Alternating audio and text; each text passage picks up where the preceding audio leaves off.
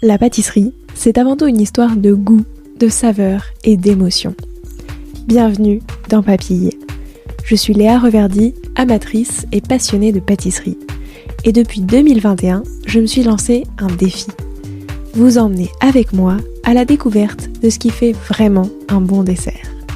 L'objectif ultime, trouver la recette parfaite qui fera fondre vos papilles à coup sûr. Vous êtes sur le point d'écouter un nouvel épisode de Papille. C'est le podcast qui part à la rencontre des meilleurs chefs pâtissiers et pâtissières pour comprendre l'émotion et les saveurs qui les animent au quotidien lorsqu'ils et elles créent leur dessert d'exception. Après cet épisode, à vous de laisser libre cours à votre imagination et de créer les desserts aux saveurs qui vous ressemblent tout en vous inspirant des meilleurs. Bonne écoute! Bonjour Brigitte. Bonjour Léa, Comment vas-tu? je vais extrêmement bien et toi? Bah écoute, ça va très bien aussi. C'est ce que vous disait avant de commencer l'épisode, ça irait mieux avec un peu de soleil, mais bon, on peut Oui. pas tout avoir. Il va arriver, j'en suis sûre. Ah, j'espère. Du coup, je suis ravie de pouvoir discuter avec toi. Il y a plein de choses dont on va discuter aujourd'hui. Mais du coup, pour commencer, je vais te poser la même question que je pose à tous mes invités. C'était quoi ton dessert préféré quand t'étais petite? Eh bien moi, je pense, j'y ai réfléchi avant de avant de commencer le podcast et en fait, moi, c'était le riz au lait. Ok. En fait, depuis que je suis toute petite, j'adore le riz au lait. C'est vraiment, cette texture à la fois crémeuse de la crème du riz au lait et en plus le grain de riz qui vient un petit peu croquer sous la dent et puis la saveur de la vanille. Moi, la vanille, depuis que je suis toute petite, c'est vraiment, quelque chose que j'adore. Du coup, c'est vraiment le riz au lait. Voilà. T'es une gourmande, toi, de base? Je suis très gourmande de base, je suis assez, bec sucré, on va dire, Ok. depuis que je suis toute petite. Donc voilà, l'appel du sucre, c'est naturel chez moi. Je comprends complètement. Et du coup, c'est quoi, selon toi, le dessert parfait pour finir un repas le dimanche midi? Mmh, je dirais quelque chose de plutôt léger, Ok. mmh et pas trop sucré justement. Peut-être quelque chose de fruité avec un petit peu de crème et moi j'aime beaucoup tout ce qui est très texturé, donc j'adore tout ce qui est croquant ou croustillant. Ouais. Donc je dirais, très bonne question. Oui, une petite tarte, une tartelette aux fruits, quelque chose comme ça ou une pavlova. Bon, ça fait longtemps que j'ai pas mangé de pavlova ou que j'en ai pas faite, mais oui, quelque chose de, voilà, crémeux, à la fois croquant et fruité. À quel moment est-ce que tu as commencé à t'intéresser à la pâtisserie, toi? Qu'est-ce qui a fait que tu as voulu, aller dans ce secteur-là? Alors écoute, donc comme moi je t'ai dit, depuis que je suis toute petite, voilà, je regarde ma maman faire des desserts. Pour les anniversaires, elle faisait toujours son fameux gâteau au chocolat. Donc c'était vraiment une sorte de gâteau cake au chocolat avec un glaçage, au chocolat noir. C'était vraiment une dinguerie et tu vois, je léchais même la spatule, à chaque fois. On est une grande famille chez moi, du coup on se battait un peu pour lécher le fond du bol ou la spatule. Et puis voilà, en grandissant, plutôt vers l'adolescence, je dirais, là, j'ai vraiment eu un attrait plus important pour la pâtisserie. Après moi, j'ai toujours adoré la nourriture et en grandissant, je savais que j'allais travailler sur la nourriture, je savais pas encore comment, mais j'ai décidé de faire les études de diététicienne, justement OK. parce que, tout ce qui est enfin, vraiment la santé, sur le prisme de la nourriture, ça me parlait beaucoup. Et puis la pâtisserie, oui, c'est plus vers, même encore plus tard, hein, je dirais. Enfin, je me souviens, je commençais à faire des gâteaux pour les anniversaires de mes frères et sœurs et c'était des catastrophes, hein. C'était des ratés, des gros ratés sur ratés. Mais, mais je sentais que ça me faisait quelque chose la pâtisserie. Vraiment ça me galvanisait, j'avais envie de me lever le matin et de faire des gâteaux et même si je ratais, beh, je recommençais, je recommençais, je recommençais et puis, je me suis plus intéressée, voilà, quand je me suis mise sur Instagram, c'était il y a quoi? Je pense que c'était en 2020, donc il y a 4 ans. J'ai commencé à m'abonner, à tous les grands pâtissiers français, et et vraiment, en fait, j'ai découvert la pâtisserie d'exception, on va dire. Ouais. Vraiment des produits incroyables, des recettes parfois simples, mais des visuels, fabuleux, et je me suis dit: «Mais pour moi, la pâtisserie, c'est plus que juste de la gourmandise ou du sucré, c'est vraiment, une expérience gustative, de partage incroyable», et je me suis dit: «Beh, j'ai envie de faire ça. J'ai envie de faire de la pâtisserie», et c'est aussi surtout, hem, parce que moi, j'ai fait la diététique, puis après j'ai fait un master en santé publique, et malheureusement, dès que j'ai commencé à travailler, j'ai fait un burn-out, en fait, et du coup, bah, j'ai un peu revu toute ma vie, j'ai remis tout en question, et en fait, je m'autorisais pas à voir la pâtisserie comme un métier. Donc je me OK. disais: «La pâtisserie, c'est une passion», mais je sentais que j'allais faire quelque chose avec ça, mais je m'autorisais pas à le voir comme vraiment une activité professionnelle, et puis, bah, quand on fait un burn-out, généralement, on remet tout en question, et en fait, ce qui m'a maintenue vraiment debout pendant mon burn-out, c'était la pâtisserie. Genre, ce OK. pourquoi j'avais de l'énergie le matin en me réveillant, c'était de me dire: «OK, là, je vais pâtisser, là, je vais faire un bon gâteau», et c'est ça, ça me maintenait «en vie» entre guillemets, ça me maintenait vraiment debout. Même déguster des pâtisseries, découvrir de nouvelles saveurs, et cetera, et je me suis dit: «OK, là, il faut faire quelque chose avec ça, je peux pas rester, sans rien faire avec ça», et donc voilà, vraiment là, ça a été le gros déclic. Après ce burn-out, je me suis dit: «Là, je veux travailler dans la pâtisserie, devenir moi-même pâtissière et mêler mes 2 passions, la diététique et la pâtisserie, pour faire des ateliers de dégustation de pâtisserie en pleine conscience».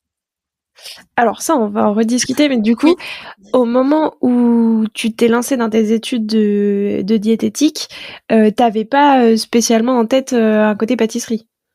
Mais pas forcément. Je sais que j'aimais la pâtisserie, mais j'ai pas l'impression là, dans mes souvenirs, de voir que j'étais à fond, dans la pâtisserie, non, pas forcément.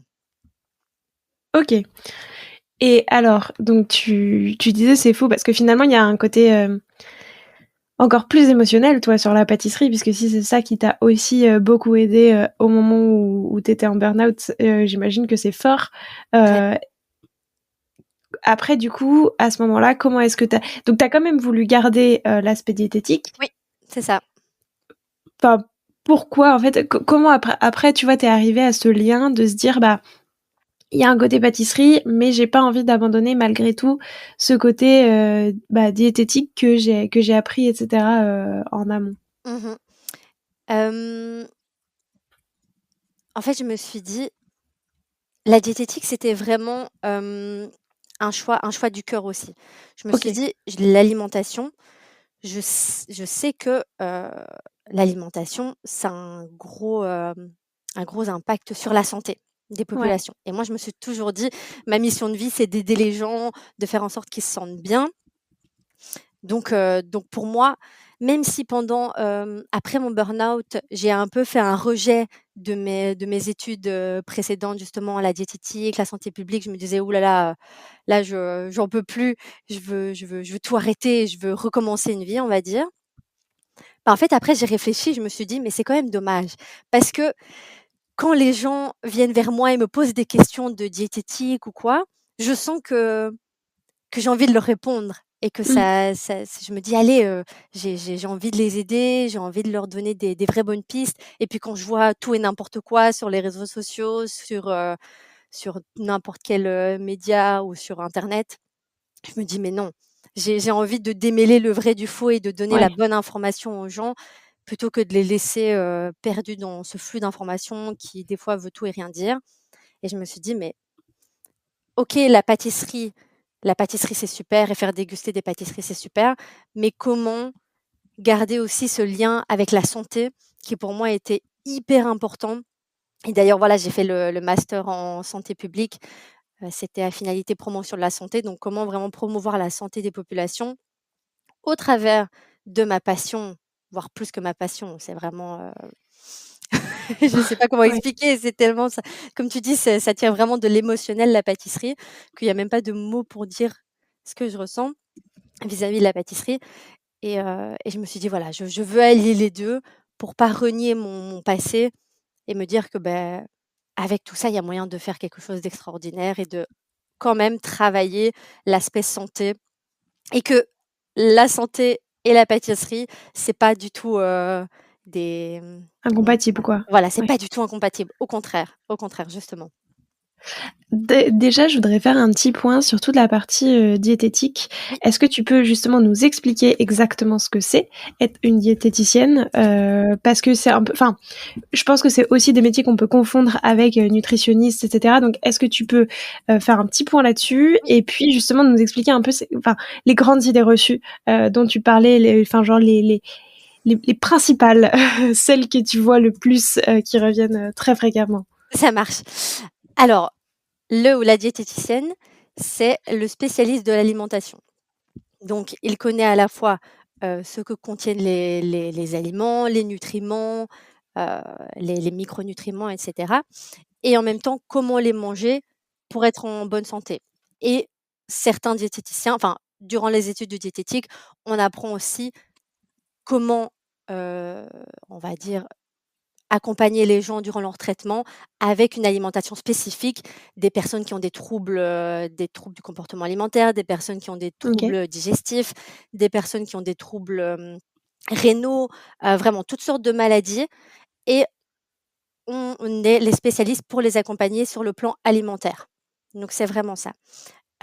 Voilà, il y a d'autres, et pour moi, le diététicien ou le diététicien nutritionniste, c'est vraiment l'un des seuls, spécialistes de l'alimentation et pour moi qui est le plus légitime de pouvoir accompagner des, patients ou, monsieur, madame tout le monde, même sur le plan alimentaire. Là, il y a plein d'autres, personnes qui se disent, uniquement nutritionnistes, enfin je ne sais plus exactement comment c'est en France, mais voilà, si les gens mettent uniquement nutritionniste, ou d'autres coachs en alimentation et cetera, Ouais. c'est souvent des gens qui, heu, qui ont fait une petite formation, voilà, une petite formation en ligne ou une formation donnée par je ne sais qui et le problème de ces formations, c'est qu'elles sont pas suffisamment poussées ou en tout cas pas forcément basées sur des preuves scientifiques ou Ouais. données par des formateurs eux-mêmes formés à la diététique et donc on peut aller sur des dérives, et alors donner des mauvais conseils et ça, c'est le problème. Donc pour moi, vraiment, le diététicien nutritionniste, c'est la personne de référence pour donner des conseils alimentaires. Donc, vraiment, je conseille les gens, de se diriger vers un diététicien nutritionniste et donc bien voir le background professionnel et au niveau des études des diététiciens pour être sûr de s'adresser à la bonne personne. Et du coup, c'était quoi ta ah oui, ton autre C'était les grandes question? idées Oui, reçues. donc moi, comme je travaille beaucoup dans la pâtisserie, c'est tout ce qui est, voilà, le sucre, ça fait grossir, le sucre, c'est très mauvais pour la santé. Hem, voilà, il faut pas manger, qu'est-ce qu'on a encore comme grandes idées? Voilà, il faut pas manger sucré le au petit déjeuner. Enfin Ouais. vraiment des grosses idées comme ça. En fait, avec ce genre d'idées, on va vite basculer dans la restriction et le problème de la restriction, c'est que, ça peut vraiment devenir problématique si on arrive à une restriction extrême et là, on peut vite basculer dans les troubles alimentaires. Moi, j'essaye de plus pondérer, on va dire. OK, le sucre, au lieu voilà, remplacer la phrase par exemple: «Le sucre est mauvais pour la santé» par: «L'excès de sucre est mauvais pour la santé». Ouais. On peut très bien manger du sucre, manger des pâtisseries, des sucreries, des bonbons et cetera, mais si on en mange que des quantités enfin des quantités, saines Raisonnable, et ouais. raisonnables dans le cadre d'une alimentation équilibrée, il y a aucun problème, aucun problème. Si si je mange, des bonbons une fois, tous les 2 mois, je vais pas avoir de problème de santé parce que j'ai mangé des bonbons. Voilà et Ouais. c'est ça le souci, c'est qu'il y a de plus en plus enfin pas de plus en plus, mais déjà depuis de nombreuses années, les gens aiment étiqueter les aliments en bons et mauvais. Oui, ça aussi, ça c'est une grande idée, comme quoi il y a des bons aliments et des Ouais. mauvais aliments. Mais en fait non, tous les aliments sont OK. Tout ce qui peut se manger, c'est OK. Le souci, c'est bien sûr la quantité qu'on va en manger et la fréquence à laquelle on va le manger.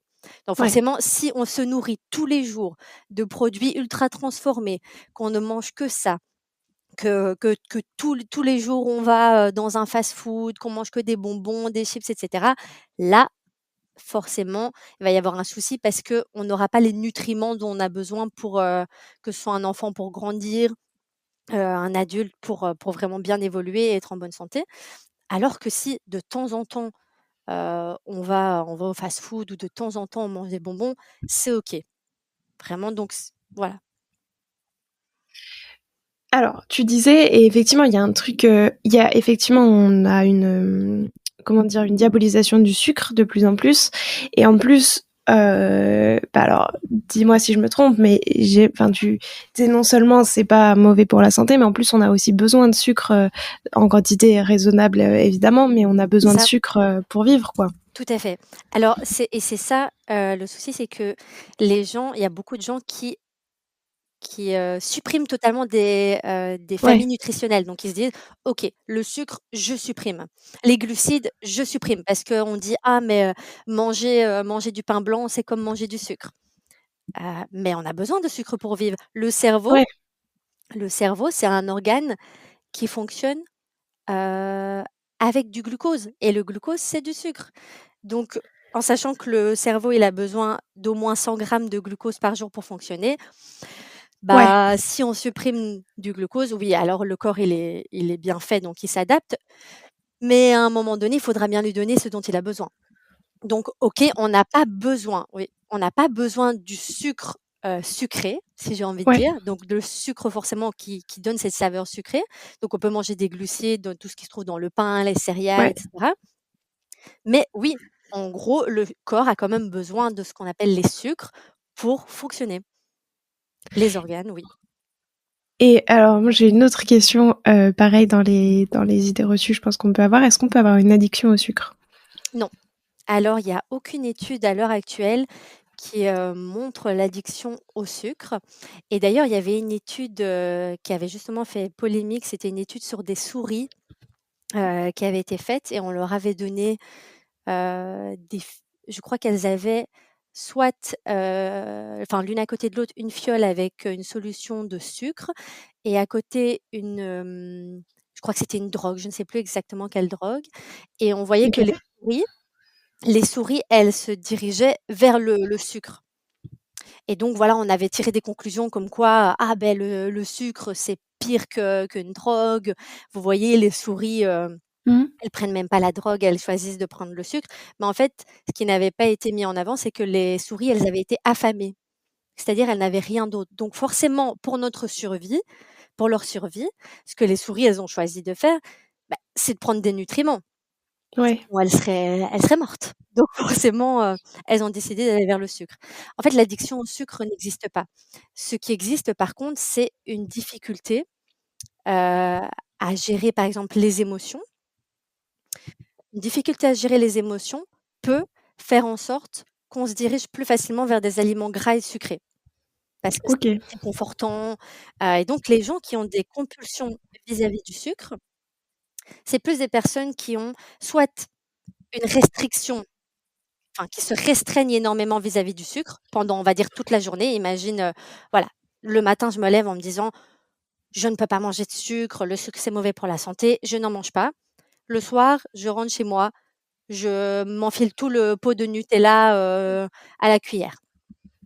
Voilà, donc la restriction extrême peut vraiment faire des cravings, on va dire, Mmh. vers le sucre et puis tout ce qui est, gestion difficile des émotions, que ce soit des émotions positives ou plutôt enfin, je vais plutôt dire agréables et désagréables.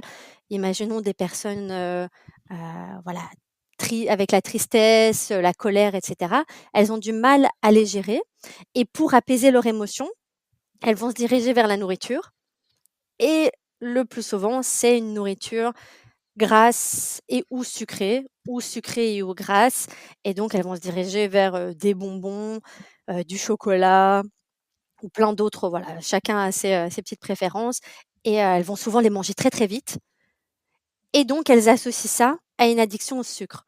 Mais imaginons, hem, je sais pas toi, si tu as envie de sucre et que je te mets, devant toi un énorme, buffet avec que des produits sucrés, comment tu penses que tu vas réagir? Si j'ai envie de sucre, Oui, bah, forcément, je vais en manger et oui, tu mais est-ce qu'à un moment donné, tu vas t'arrêter, tu penses? oui, je pense. Mmh. Parce en fait, à un moment donné, tu vas Tu être peux plus, tu ça peux plus. sature. Voilà, tu satures. Alors qu'avec la drogue, l'addiction, donc Ouais. l'addiction, on va dire tout ce qui est drogue, alcool, là, on peut pas s'arrêter. Oui, parce que Le tu pas un truc de ça remplit ton estomac, quoi, enfin, je beh, c l'addiction, le principe de l'addiction, c'est qu'on en veut toujours plus ouais. et qu'il y a jamais rien qui va être satisfaisant, on va dire. Alors qu'avec Mmh. le sucre, plus on en mange, moins on en a envie. À un moment donné, Ouais, on va mettre le paquet de chocolat, «Ah non, j'en ouais, peux plus». Voilà et c'est ça qui est grandement différent avec l'addiction.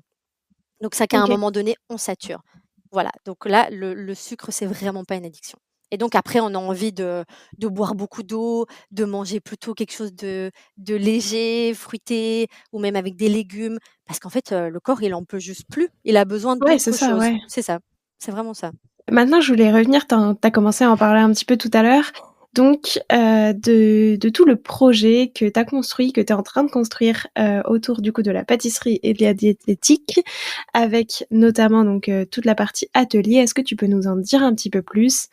Quelle était l'origine? Enfin, tu l'as un petit peu dit, mais s'il y a Mmh. d'autres éléments sur, pourquoi tu as eu envie de créer ça? Qu'est-ce que c'est exactement? Comment ça se matérialise? Enfin voilà, est-ce que tu peux nous expliquer un petit peu tout ça? Oui. Oui, donc je reviens avec ce que j'ai dit tout à l'heure, donc après mon burn-out, j'ai vraiment beaucoup cheminé et je me suis dit: «J'ai besoin de faire un métier qui fait sens pour moi». Donc moi je peux pas me dire: «Oui, je fais un métier, mais je fais juste un métier alimentaire qui me permet de Ouais. gagner ma vie et c'est OK». Non, ça c'était plus OK pour moi. J'ai vraiment besoin d'avoir une mission qui me parle et là je me suis dit: «OK, vraiment le côté alimentation, santé». Je veux faire un métier qui reprend ce prisme-là et en même temps, je peux pas faire l'impasse sur la pâtisserie. Du coup, je me suis dit: «Bah, et si j'essayais de mêler les 2?» Donc me dire: «Bah, je mêle ma passion avec le côté, alimentaire, santé» et je me suis dit: «Bah, tiens, et si je crée des ateliers de dégustation en pleine conscience?» Parce que c'est vrai qu'aussi durant mon burn-out et même avant, j'avais, pas mal introduit la pleine conscience dans ma vie. OK. Donc la pleine conscience, c'est le fait d'être pleinement présent à ce qui se passe ici et maintenant, sans jugement, sans rien contrôler, juste laisser être ce qui est ici et maintenant. Et je me suis dit: «Mais ça me parle énormément» parce que, bah, quand on est en burn-out, quand on n'est pas bien dans sa vie, on a tendance à vouloir tout changer directement, mais on prend pas le temps de faire une introspection, de Mmh. vraiment regarder comment on se sent, ce qui se passe à l'intérieur de nous, ce qui se passe même à l'extérieur, voir ce qu'on peut changer, ce qu'on ne peut pas changer et je me suis dit: «Mais attends, j'ai besoin de revenir à moi» et d'ailleurs, c'est grâce à la pleine conscience que j'ai compris que je voulais travailler dans un projet qui mêle la diététique et la pâtisserie et je me suis dit: «Beh, partons aussi sur la pleine conscience». De là est sorti les ateliers de dégustation en pleine conscience, enfin de pâtisserie en pleine conscience et en fait, ces ateliers, donc j'en ai construit, 7, donc 7 canevas d'ateliers. Au départ, je voulais les proposer, à l'unité et puis je me suis Mmh. dit: «Pourquoi pas en faire un cycle?» pour vraiment, donc les objectifs, c'est vraiment faire découvrir le fait de manger en pleine conscience et tous les bienfaits. Donc les bienfaits de la pleine conscience, c'est vraiment se reconnecter à soi, se reconnecter à ses sens, à ses sensations alimentaires, donc tout ce qui est la faim, le rassasiement, la satiété, le remplissage de l'estomac. Mmh. Aussi se reconnecter à ses émotions, parce que ça, c'est hyper important. Il y a beaucoup de gens qui sont très déconnectés de leurs émotions et donc qui justement ont, développent des troubles alimentaires, tout ce qui est compulsion, manger de manière excessive, parce qu'ils n'arrivent pas à gérer leurs émotions autrement que par l'alimentation et ça, c'est problématique.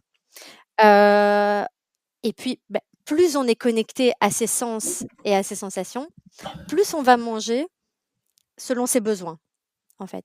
Donc ça, c'est naturel, c'est l'humain, il est fait comme ça. Quand on Mmh. regarde un bébé, quand il est petit, Oui. il sait exactement ce dont il a besoin de manger. Donc si on le met au sein, l'enfant, il sait très bien de quelle quantité il a besoin pour survivre et personne ne doit lui dire: «Ah oui, tu dois téter, 10 Ouais. minutes, tu dois téter, 15 minutes, tu dois téter, plus vite, moins vite». Non, il sait. Mais les humains, en grandissant, ils perdent cette faculté-là et puis après, il y a plein de publicités, il y a plein de règles alimentaires qu'on nous bassine depuis qu'on est petit. Nos parents aussi nous donnent des instructions alimentaires et cetera et donc on est un peu perdu dans tout ça Ouais. et beaucoup de gens ne savent plus écouter tout ça. Donc je me suis dit: «Comment faire en sorte que les gens reviennent à leur corps?» Donc c'est vraiment ça. J'ai observé le fait que beaucoup de gens et même en diététique durant mes études et même des diététiciens, diététiciennes qui se déconnectent de leur corps, et des gens de la population générale se déconnectent de leur corps pour favoriser, donner plus d'importance à des règles alimentaires externes. Mais le souci avec ça, c'est que du coup, on n'est plus en accord avec son corps. Vu qu'on Ouais. mange, selon des règles, mais on est tous différents. Donc on peut pas seulement regarder une règle qu'on a trouvée sur un blog sur internet et se dire: Ça va fonctionner pour moi». Bah, la plupart du temps, ça fonctionne pas. Parce qu'on est tous différents, on a tous nos spécificités, on a tous des manifestations corporelles, sensorielles et émotionnelles différentes. Du coup, le mieux, c'est en fait d'être, plus à l'écoute de soi et c'est ça que je veux faire via la pleine conscience. Hem, ensuite, oui, dans ces ateliers, on explore vraiment tout ce qui est le rôle des 5 sens dans les choix alimentaires et le comportement alimentaire. Parce que nos sens sont déjà interconnectés et ils ont vraiment beaucoup, beaucoup, beaucoup d'importance dans tout ce qui est choix alimentaire et rapport à la nourriture. Et donc ça, c'est vraiment quelque chose que je voulais, faire partager aux gens et voir comment eux, ils fonctionnent. Donc c'est vraiment aussi les éveiller, en fait. Les éveiller à ce que leurs sens leur font vivre et comment ils font leurs choix alimentaires et après justement, une fois qu'ils ont pris conscience de comment ils fonctionnent, mais Ouais. peut-être modifier ça pour que ça change et que leur choix alimentaire soit plus en accord avec leurs besoins ou juste, si ça fonctionne pour eux, au moins ils en ont pris conscience et ils peuvent continuer à vivre ainsi et voilà aussi tout ce qui est, vraiment un point très important, vraiment interroger le rapport à l'alimentation, enfin le rapport à la nourriture de manière générale et particulièrement au sucre ici dans mes ateliers parce que, là, je fais déguster des pâtisseries qui sont Oui. sucrées et apaiser le rapport au sucre et à la nourriture de manière générale. Parce que de ce que j'entends, de ce que je vois même, dans des études qui ressortent ou quoi, beaucoup de gens ont un rapport compliqué à l'alimentation. Donc pourtant on mange tous les jours, Ouais. 3 fois par jour, voire plus, peut-être moins pour certains. Mais c'est encore difficile d'avoir un rapport serein avec la nourriture. Enfin, je connais, beaucoup de gens même qui me disent: «Non, mais t'inquiète, moi, ça va, avec la nourriture, j'ai aucun problème». Mais et puis après quand je creuse un petit peu, on voit quand même qu'il y a des choses qui sont pas très, très sereines et je me dis: «Mmh, comment comment faire en sorte que les gens soient vraiment pleinement sereins, quoi?» Bon après on peut toujours avoir un petit peu des difficultés qui reviennent de notre passé, c'est pas du jour au lendemain qu'on claque des doigts et c'est parti, on est hyper serein avec l'alimentation et tout va bien. Mais mais oui, faire en sorte que les gens se sentent mieux et moins de culpabilité alimentaire parce que ça, c'est vraiment quelque chose que j'entends beaucoup, c'est culpabiliser de manger, culpabiliser de se faire plaisir. Donc ça, je travaille aussi pas mal le plaisir alimentaire, donc la notion de plaisir parce qu'en fait, se faire plaisir, c'est normal, c'est naturel Ouais. et heureusement qu'on peut se faire plaisir avec la nourriture, sinon ce serait triste. Enfin, ce serait quand même triste de devoir manger des choses pas bonnes, qui nous donnent pas envie. Là, on se nourrirait plus, en fait.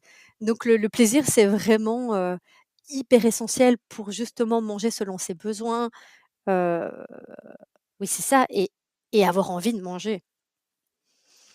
Donc ça, c'est vraiment les gros points que j'aborde dans mes ateliers. Oui, surtout en quelques points, c'est vraiment découvrir la pleine conscience, c'est bien fait. Ouais. Se reconnecter aux sensations, aux sens et aux émotions.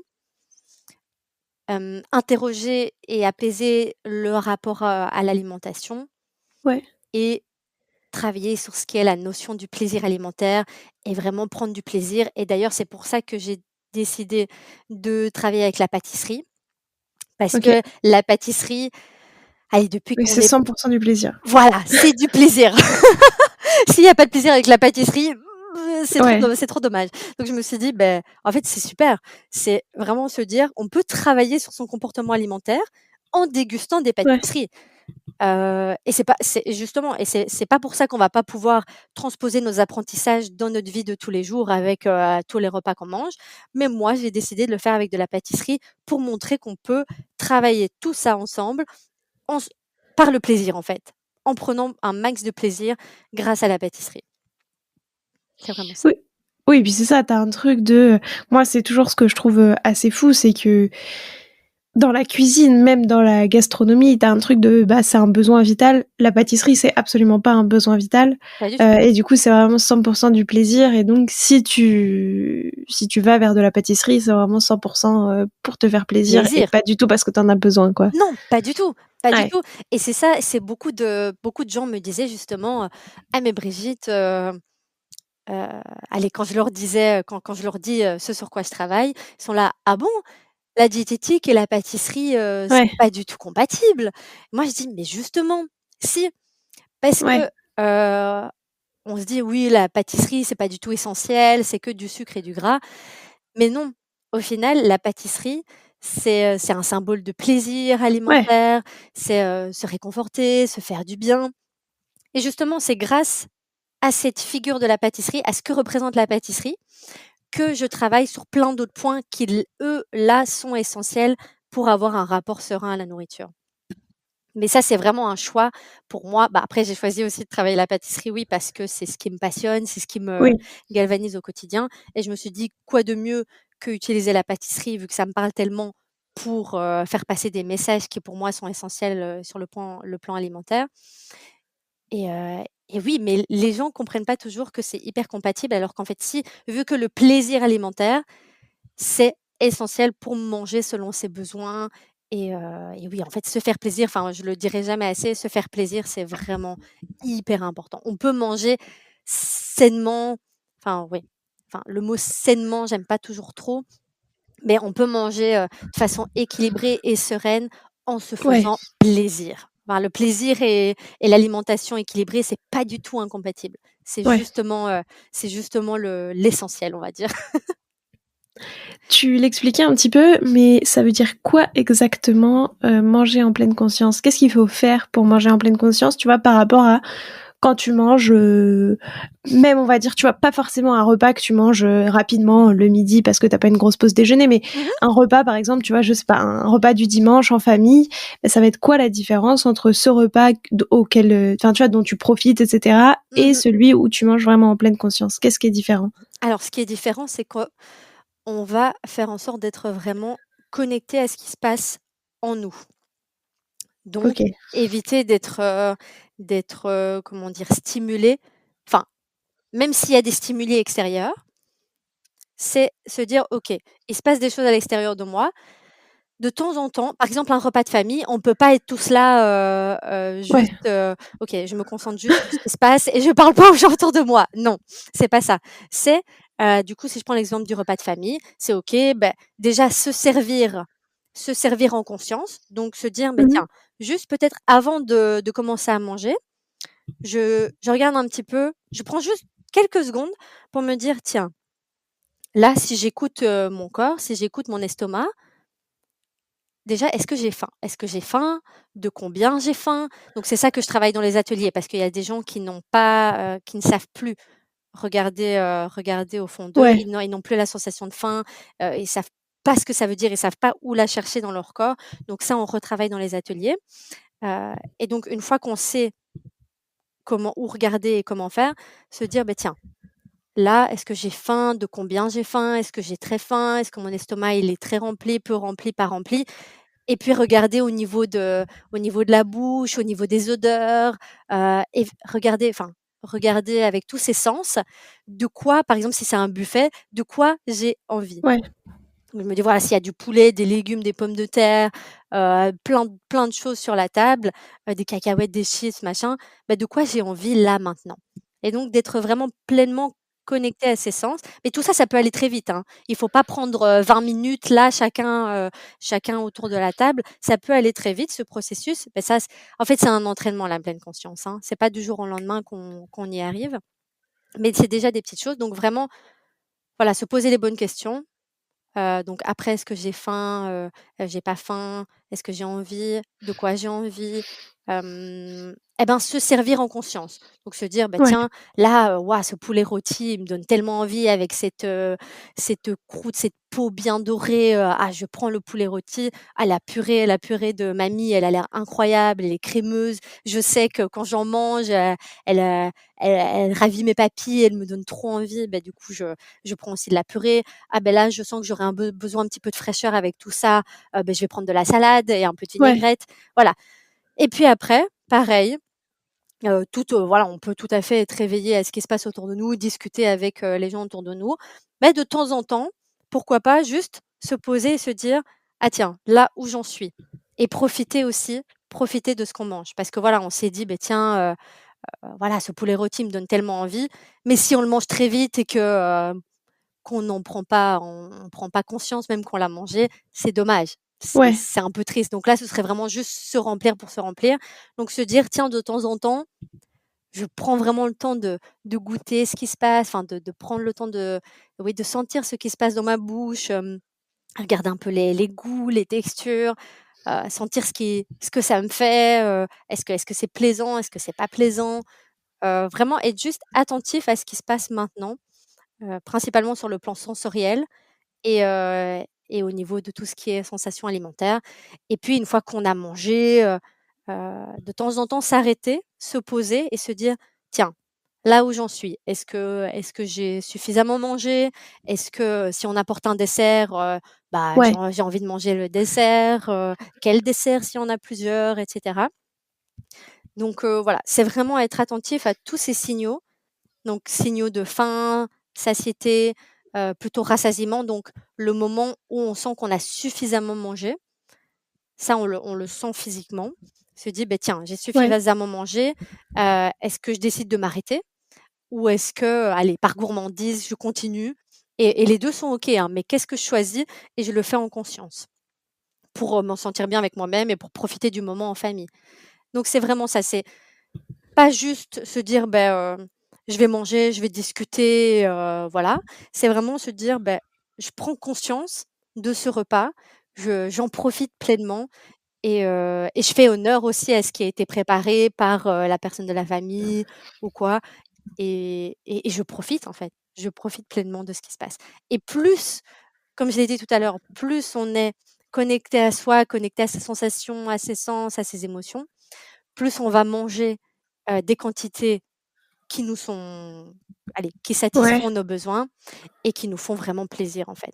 Et c'est ça, souvent, je trouve ça dommage. Enfin, encore la dernière fois, j'étais chez le glacier et et là, je vois un monsieur, bah, il était tout seul et il mangeait sa glace en même ouais. temps qu'en regardant son Ah téléphone oui, et je me suis dit je me demandais comment il arrivait à profiter de sa glace en regardant son téléphone. Parce qu'il faisait vraiment des choses sur son ouais, téléphone et cetera et je me suis dit: «En fait, il passe totalement à côté de l'expérience de la dégustation». C'est-à-dire, il y a plus de plaisir vu qu'en fait, il est déconnecté de ce qui se passe dans sa bouche, de ce qui se passe ouais. dans sa tête, de ce qui se passe dans son corps et c'est triste parce qu'il pourrait tellement prendre énormément de plaisir, même tout seul que juste s'il posait son téléphone et qu'il profitait de sa glace, pleinement et donc c'est ça. Moi, j'encourage vraiment à, à déguster en pleine conscience, donc comme je viens de l'expliquer maintenant. C'est très intéressant et effectivement, je pense qu'on gagne à faire ça à chaque fois, quoi et se concentrer aussi sur enfin, sur les sensations que tu as, à cette dégustation, c'est très important. Mmh. Heu, Ça représente quoi pour toi la pâtisserie? Waouh, la pâtisserie, c'est souvent, il y a le mot passion qui revient, mais j'ai l'impression que Mmh. passion c'est pas suffisant pour moi, en fait. La pâtisserie, c'est vraiment même un art de vivre pour moi. Pour moi, la pâtisserie, c'est une manière déjà d'exprimer mes émotions. Voilà, donc j'aime beaucoup, exprimer mes émotions via la pâtisserie, ce que je ressens. C'est aussi, une manière d'exprimer ma créativité parce que quand j'étais petite, j'étais une personne très créative. J'écrivais des histoires, je peignais, je dessinais et puis voilà, à l'adolescence, j'ai laissé un peu tomber ça et et oui, je sais pas pourquoi, peut-être que c'est la vie qui a fait que j'ai Ouais, arrêté de créer et puis, en fait, c'est comme si cette créativité, elle s'était comment on dit ça? Elle s'était, j'allais dire ouais, transvasée, mais c'était pas ouais, ça. c'est Heu, oui, bah, du coup, elle était, apparue plus alors, du coup, dans la pâtisserie. ouais, J'ai vraiment besoin de créer. J'aime beaucoup au départ, je faisais juste je reproduisais des pâtisseries de grands chefs et puis, en fait, je me suis dit: «Non, maintenant que j'ai pas encore toutes les techniques, mais que j'ai plus de techniques et que je sais comment réaliser une pâte sucrée, réaliser une ganache, réaliser, un crémeux et cetera», en fait, je crée mes propres pâtisseries et c'est ouais. ça, j'adore créer ce processus créatif, que ce soit même juste de moi à moi ou de moi avec mes clients ou de moi avec ma famille, qui me demandent, de faire des gâteaux ou quoi. Donc c'est ça, cet aspect créatif qui est en fait infini, hein, c'est incroyable. Oui, pour moi, c'est vraiment beaucoup le partage et aussi de donner de l'amour. Je suis une personne Ouais. qui qui est pleine d'amour, qui adore donner de l'amour et des fois, avant, je savais pas trop comment le donner et en fait, pour moi, quand j'offre une pâtisserie à quelqu'un, c'est vraiment C'est une je preuve d'amour. c'est une C'est ton preuve langage d'amour. de l'amour. C'est vraiment pour moi un langage de l'amour. C'est, je t'offre quelque chose qui fait partie de moi et c'est un petit peu de mon amour et de mes émotions, de mes sentiments. C'est comme si je faisais un câlin à quelqu'un, quoi. Tiens, c'est pas juste, Ouais, je t'offre un gâteau parce que tu m'as demandé de te faire un gâteau ou juste comme ça. C'est vraiment quand je fais un gâteau pour quelqu'un, c'est waouh, je te donne mon amour, je te montre que je ouais. t'aime à travers les gâteaux et voilà. Donc c'est vraiment ça la pâtisserie et c'est vraiment un moyen d'expression à plein d'égards. Faut qu'on fasse une pétition pour ajouter un 6e langage de l'amour qui Oui, serait la pâtisserie. exactement. La pâtisserie, c'est un très, très beau langage de l'amour. Je suis d'accord. Heu, du coup, sur tes ateliers, sur des infos plus pratiques, où est-ce qu'on peut les faire? Tu fais tous les combien? Comment ça se passe? Du coup, c'est des cycles, donc c'est sur combien de temps on le fait? Enfin, voilà, est-ce que tu peux expliquer toute cette partie-là? Alors, ici, pour l'instant, je n'ai pas encore de date de définie, mais d'ailleurs, je dois retravailler tout ça. Donc les cycles, ça, je vais lancer prochainement. Non, les cycles pour l'instant, je ne vais pas les lancer parce que c'était pas forcément ça qui intéressait le public. C'était peut-être OK, trop grand, trop long. Ce que je vais faire, c'est plutôt des ateliers à l'unité. Hem et donc ce que je vais lancer, c'est des ateliers à domicile. Donc c'est-à-dire je peux me OK, rendre à domicile pour, que ce soit pour des couples, pour des familles, pour voilà même des événements spécifiques, pour des EVJF, pour des anniversaires, pour toutes sortes d'événements ou même, juste, entre amis ou quoi. Si on veut passer une chouette soirée et se dire: «Tiens, j'ai envie de découvrir quelque chose, et déguster des bonnes pâtisseries». Donc tout ce qui est le pôle à domicile et donc ça, il faudra me contacter et on pourra créer ensemble, un atelier vraiment sur mesure ou alors choisir parmi les ateliers que j'ai déjà créés et que je propose. Hem et ici, ce que je vais faire, c'est, plutôt je vais contacter donc là, je contacte des structures et donc ce que je vais faire, c'est que je vais créer soit des ateliers en collaboration avec ces structures, donc soit ce sont déjà des pâtissiers installés qui ont un espace de dégustation et donc on va faire des ateliers ensemble ou alors je vais, prester des ateliers de dégustation dans des structures de santé, dans des maisons médicales et cetera. Mais du coup, tout ça, toutes les dates vont arriver prochainement et ce sera plutôt pour la rentrée, et donc tout ça, ce sera disponible sur mon site internet, www.brigittedutrieux.be, et j'annoncerai le tout sur mes réseaux sociaux, que ce soit Instagram ou Facebook. Et donc voilà. Mais pour l'instant, les dates ne sont pas définies.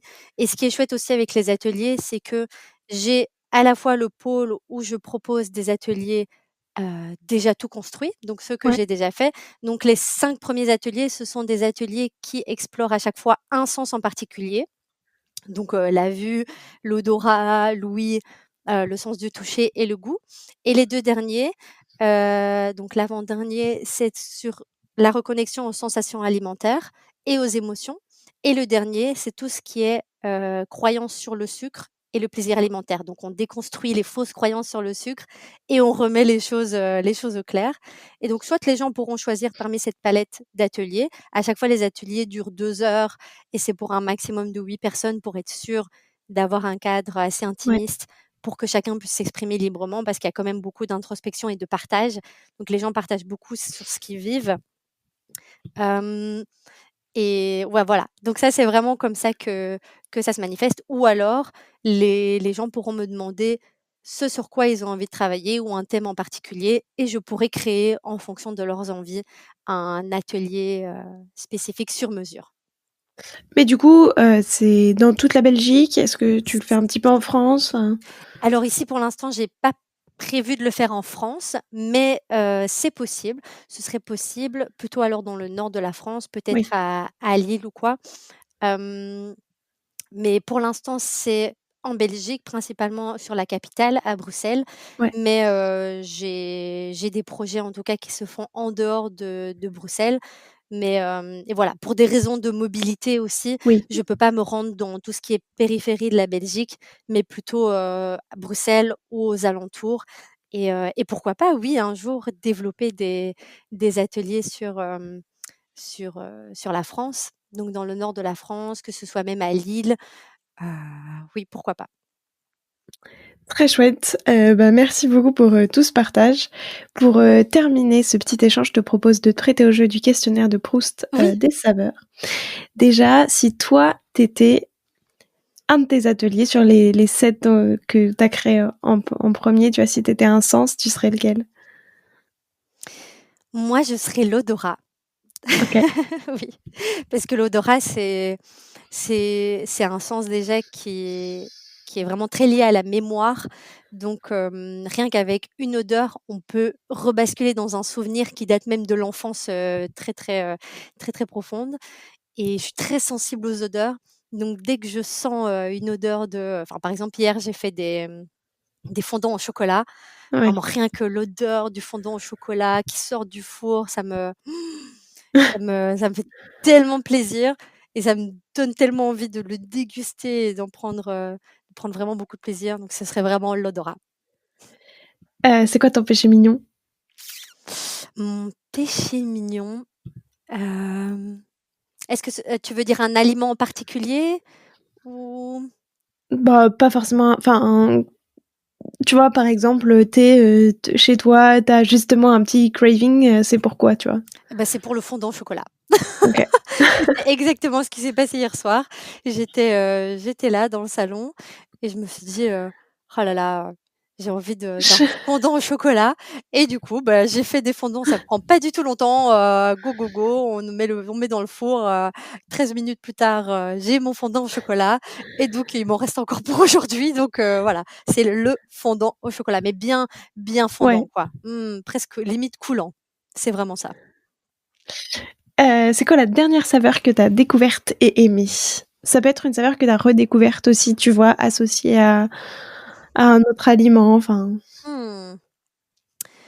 Hem Eh beh, je dois dire que c'est, la cannelle. En fait, depuis que je suis toute OK. petite, je n'aime pas la cannelle et c'est vraiment très difficile parce que, bah, beaucoup de gens aiment la cannelle, Ouais. dans voilà, même juste saupoudrée sur des oranges ou dans n'importe quel, dessert. Et ben, en fait, moi, j'ai jamais vraiment apprécié ça. J'aime la cannelle dans les plats salés, donc dans les OK. couscous, les tagines, mais pas en sucré. Et là, en fait, je suis partie en Slovénie pendant des vacances et il y avait un dessert, je saurais pas te dire le nom, mais c'était une sorte de crème brûlée, donc des étages de crème brûlée, une sorte de tombée de morceaux de pommes à la cannelle et c'était délicieux, vraiment incroyable. Je sais OK. pas comment ils ont fait ça, mais ils avaient dosé la cannelle d'une manière tellement subtile que j'ai trouvé ça incroyable. Donc j'ai redécouvert la cannelle, alors pourtant que je dis toujours, j'affirme haut et fort que j'aime pas ça. Bah, en fait maintenant, je peux dire que j'apprécie la cannelle, mais ça dépend comment elle est dosée et avec quoi elle est associée. Très bien. Et est-ce que justement dans tes rêves les plus fous, est-ce qu'il y a un pâtissier ou une pâtissière avec qui tu aimerais bien faire, une création ou un atelier, tu vois, à 4 mains? Oui, c'est Johanna Le Pape. Donc Johanna Le Pape qui est une chef pâtissière française qui, travaille tout ce qui est la pâtisserie, santé, si on peut Ouais. dire, donc des pâtisseries avec un intérêt nutritionnel et d'ailleurs je l'avais rencontrée durant le salon de la pâtisserie l'année dernière, au mois de juin et j'avais pu lui parler d'ailleurs de mon projet et franchement, tout ce qu'elle disait durant l'interview qu'elle avait passée, ça me parlait beaucoup et je me suis dit: «Waouh, si un jour je peux collaborer avec elle, faire une pâtisserie à 4 mains, surtout que nos activités sont tout à fait, compatibles. Je me suis dit: «Beh, là, ce serait vraiment super». Je te le souhaite. Merci. Heu et puis maintenant j'ai 5 dernières questions. Du coup, je vais changer de plutôt vue ou toucher? Mmh, touchée. OK. Plutôt citron ou orange? Citron. Glacerie ou chocolaterie? Ah, c'est dur. Ah, chocolaterie. Sans même, malgré tout, tu as hésité un petit peu, mais J'ai penchant hésité, pour le chocolat. mais je vais quand même pencher plus pour le chocolat. Herbe ou épice? Herbe. Laquelle en particulier? J'aime beaucoup, la menthe. OK. Oui, la menthe. Et enfin, cake ou cookie? Cookies, des cookies bien fondants à l'intérieur, limite crus et puis croustillants à l'extérieur et avec un peu de caramel en topping. Ouais. Magnifique. Ce serait parfait. Tu me donnes envie d'ailleurs de faire des cookies. Bah, écoute, dès qu'on aura, fini cet enregistrement, tu peux aller faire des cookies Parfait. pour J'y vais. pour ton prochain craving. Oui, exactement. Bah, merci beaucoup, c'était super intéressant de découvrir tout ça, d'avoir un petit, point sur, la diététique, le sucre, sur la dégustation en pleine conscience, sur tous tes ateliers et cetera et bravo du coup pour ce beau projet. Je te Merci, souhaite, plein de réussite là-dedans. merci. Hem, je demande toujours à mes invités un petit défi pâtissier à lancer à tous les auditeurs et auditrices qui voudraient le refaire. Yes. Quel défi est-ce que tu peux, nous lancer? Ah! Bonne question. Donc un défi pâtissier. Alors Mmh. ça peut être justement, tu vois, pourquoi pas, essayer de faire, une dégustation en pleine conscience avec un fondant au chocolat, par exemple, enfin, j'en sais rien, mais Mais oui, voilà, genre tester. D'ailleurs, beh, je partage, des des moyens de dégustation en pleine conscience sur mes réseaux. Donc, la prochaine fois que vous dégusterez une pâtisserie, tentez de la déguster en pleine conscience et vous verrez à quel point ça change tout. Voilà. Donc c'est ça le défi, déguster une pâtisserie en pleine conscience. bah, écoute, je me prêterai au jeu. Parfait. Heu, qui est-ce que tu as envie soit le prochain ou la prochaine à passer derrière ce micro? Mmh, très bonne question. Mmh. Eh ben, je ne sais pas, est-ce que Johanna Le Pape est déjà venue, au micro Oui, de c'était dans ah! les premiers épisodes. Et en plus, je pense que j'ai écouté cet épisode. Mais c'était il y a un petit C'était il y a très longtemps, hein, parce que moment, hein. c'était il y a 2 ans et demi, 3 ans, mais c'était dans les Oui, premiers épisodes. oui, oui, en plus je l'avais écouté. Bonne question. Mmh mh. Un pâtissier ou une pâtissière belge, peut-être? Je crois pas que Oui. j'en ai fait beaucoup. Non? Tu en as fait? Je ne sais pas si tu en as fait. Bah, peut-être quelques-uns, mais pas tant que ça. Mmh. Alors, je vais te dire, eh bien, la pâtissière ici une pâtissière belge qui est, la pâtissière de la pâtisserie Cocoa Elle s'appelle Anaïs et elle fait de la pâtisserie florale, donc des pâtisseries, avec des fleurs, des plantes, des aromates, et vraiment je pense que ça peut être une Ouais. chouette, une chouette idée de la faire passer au micro de papy parce qu'à mon avis, elle a plein de choses à raconter. Bah, en tout cas, ça m'a donné très envie de la description que t'en as faite. Parfait. Parce que j'adore, moi, toute la partie florale, C'est vrai? etc. J'avoue, Oh! j'ai un petit coup de cœur à chaque fois quand j'ai ce genre de discussion sur toute la partie florale, herbacée, etc. Vraiment de la pâtisserie très nature, au sens Mmh. nature, quoi. Enfin, Oui, oui, les je vois. fleurs, Ah bah, les tu vas herbes et tout. adorer parce que vraiment elle utilise des fleurs, des plantes, dans ses pâtisseries et j'ai eu l'occasion de les déguster et c'est à chaque fois incroyable et à chaque fois c'est dosé d'une manière tellement bonne et subtile. C'est fabuleux. Donc vraiment si tu as l'occasion de faire un podcast avec elle, bah, je suis sûre que tu vas adorer, surtout si tu es dans le floral, tu vas adorer. Ah bah, écoute, trop chouette. Yes. Je vais la contacter. Merci beaucoup pour cette recommandation. Avec plaisir. Et puis, eh ben, je te laisse le mot de la fin. Qu'est-ce que tu aimerais ajouter pour clore cet épisode? Je veux dire à tout le monde que, le plaisir alimentaire, c'est c'est normal. On a le droit de se faire plaisir, grâce à la pâtisserie ou grâce à plein d'autres aliments, qu'on a le droit de manger, qu'on peut ne pas toujours culpabiliser de manger, que c'est OK de manger, que qu'on peut faire confiance à son corps, à ses Ouais. sensations, à ses sens, à ses émotions pour nous guider dans notre alimentation et que oui, il y a certaines règles alimentaires qui peuvent être intéressantes, mais qu'il y a d'autres, qui sont données par des, soi-disant, nutritionnistes, coachs Mmh. en alimentation qui sont pas utiles. Donc faites-vous confiance, apprenez à manger en pleine conscience et venez, découvrir, mes ateliers et abonnez-vous à mon compte si vous voulez, mon compte Instagram Brigitte Dutrieux, si vous voulez vraiment découvrir la pleine conscience et apprendre à manger selon, vos sens, vos sensations et prendre un max de plaisir. Merci beaucoup. Avec plaisir, merci à toi. Alors, quel sera votre prochain dessert? Merci d'avoir écouté cet épisode jusqu'au bout. S'il vous a plu, n'hésitez pas à le partager aux gourmands qui vous entourent. Et pour continuer la discussion, rendez-vous sur Instagram @LéaRVRD. Et si vous voulez soutenir Papille, 2 choses. La première, notez l'épisode 5 étoiles sur Apple Podcast et Spotify et laissez un commentaire délicieux. La deuxième, vous rendre sur papillepodcast.com, sans oublier le S de Papille, et vous abonner à la newsletter pour être prévenu de la sortie des prochains épisodes. À très bientôt!